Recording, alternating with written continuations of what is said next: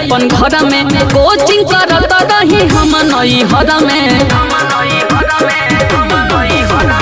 गवाना करा के राजा लैला अपन घर में कोचिंग करत रही हम नई हर में धीरे तनी धारा जिद जनी कर जनी खाके अफर हो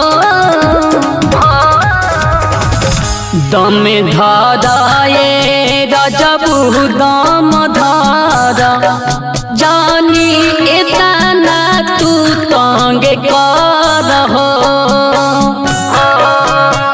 सुहागे रतिया बाटे अबही दम धारा पहिला मिलन में जनी तंग कर हो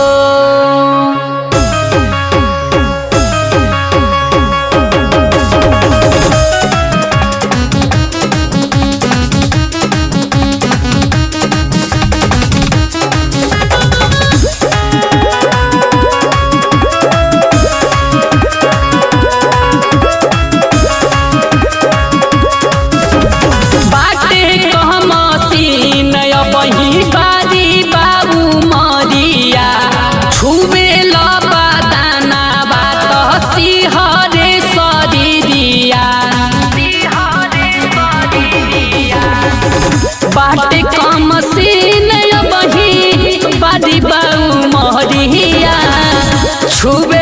बदाना सिहरे शरीरिया राती लगाओ हमन के मनाओ जनी इंग्लिश पढ़ो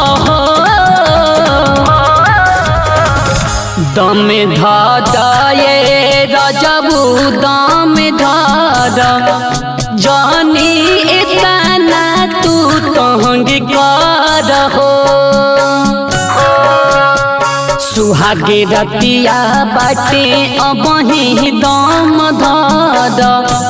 पहिला मिलन में जनी तंग कर हो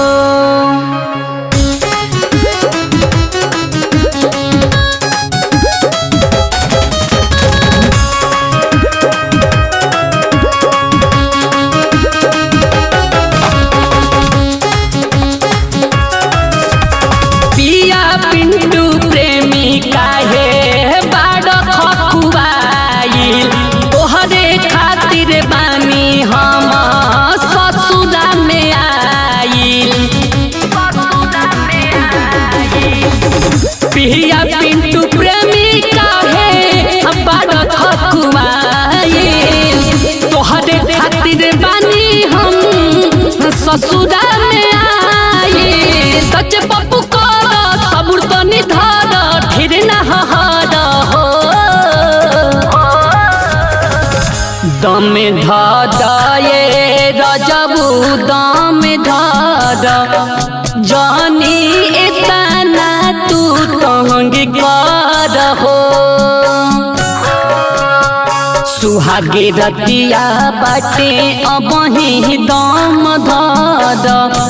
पहिला मिलन में जनी तंग कर हो।